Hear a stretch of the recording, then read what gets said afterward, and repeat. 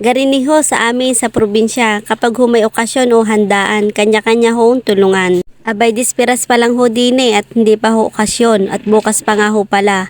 Pero abalang-abala na ho mga tao din. Ari nga ho palang ginagawa din sa amin ay ari hong tinatawag na maha. Ari nga ho pala giniling na malaki tapos ho nilagyan ng gata at hinalo-halo lang at inilagay din ho sa plastic. Abay, ibang klase rin ho ang paggagawa din nilalabo na ho. Tapos nga ho pagluto na isaka ho mamasahe. Pagkatapos nga ho pala na edi yan, ginayat na nga ho pala. Tapos nilagyan nga din ho pala yan ng star margarine habang minamasahe. At hindi rin ho nawawala din kapag unang gawa ay patikiman. Meron din nga ho pala silang ginagawa na santan, yan nga ho pala gata at asukal. Tapos yan nga ho palang kanin na malagkit. Yan nga ho pala ay gagawing sinukmani.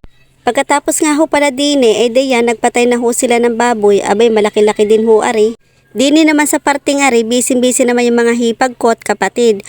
Gumagawa nga ho pala sila ng gulaman. Ang una nga ho pala nilang ginawa din yung gagawing coffee jelly. Pinalamig nga lang ho pala nila tapos saka ho ginayat. E di pagkagayat ho, e di yan tinimpla na ho ng gatas. Ay tayo muna ho'y bumalik din sa kinatay hong baboy. Ari nga ho pala hinati-hati na, hinugasan na nga rin ho pala bago ibitin.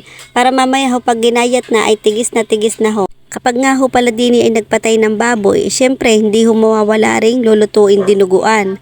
Ari nga ho pala yung unang-una hong niluluto din at pinapaulam sa manunulungan. Yan na nga ho't luto at hinahango na nga ho. Ay di syempre manghihingi na rin ho ako din ng maiulam at ng makakain na. Tara, kain muna ho tayo din. Pagkatapos ko nga ho palang kumain din fast forward nga ho pala. Pagdating nga ho pala ng gabi ay nagayat na nga ho pala nila rin pang apritada. Sinunod naman ho nila rin binutuhan. Nagyat na nga din ho pala sila ng gulay, aring carrots at saka ho aring patatas. Pati na rin ho aring saging, abay may design pa ho. Ari nga ho pala nakamarinate na rin, ari nga ho pala yung binutuhan. Ang isusunod naman ho nila aring apritada. Maglalagay sila ng mga sangkap. Paminta, magic, liver spread, tomato paste, asin, ketchup, toyo, at saka ho oyster sauce. Pagkatapos nga ho pala nila mailagay ang lahat na sangkap ay ari ho, tahalo-haluin na ho ari. Imamarinate nga ho pala yan ng magdamag para ho pag niluto bukas ng umaga ay kapit na ho yung lasa. Fast forward na nga ho pala, kinabukasan, umagang-umaga, niluto na nga ho din pala ring putsero, apritada, ginulayan at saka ho ring binutuhan. Nagpunta nga rin ho pala kami din ng bayan, sumabay na nga rin ho pala ako din sa mag-anak. Dumaan nga ho pala kami ng Goldilocks at bibili nga ho pala kami ng cake dahil kasali ako sa 7 cake. Ang binili ko nga ho pala yung chocolate at saka ho aring mocha dahil nagpabili din ho yung aking hipag. Pagdating nga ho pala namin din sa bahay ay nagsimula na nga ho pala silang magpakain dahil tanghali na rin naman at marami na ho nagdadatingang mga bisita. Kaya nga ho pala bonggang-bongga ang birthday ng aking pamangkinari ay nag-iisa naman hong anak at saka ho pinag-ipunan talaga ho rin ng kanyang mga magulang. At napakaswerte din nga ho pala na rin pamangking kong are dahil nakaranas siya ng 7 birthday na may 7 blue bills, 7 cake, 7 gift, 7 footwear at kung ano-ano pa ho. Sa totoo lang ho, hindi ko nga ho pala napa-experience sa tatlo ko hong anak aring garning mga pa-party.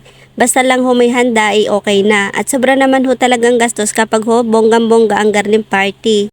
Nag-start na nga ho pala din yung program at ang una nga ho pala nilang ginawa ay yung pagbati sa may birthday at saka ho yung pag-blow the candle. Ang sumunod naman nga ho pala yung pag-message ng magulang sa kanyang anak. Pagkatapos nga ho pala nila, ari naman nga ho pala ang kasunod yung mga kasali sa 7 gifts. Magbibigay muna sila ng message bago nila ibigay yung regalo at meron din nga pala silang matatanggap na giveaway.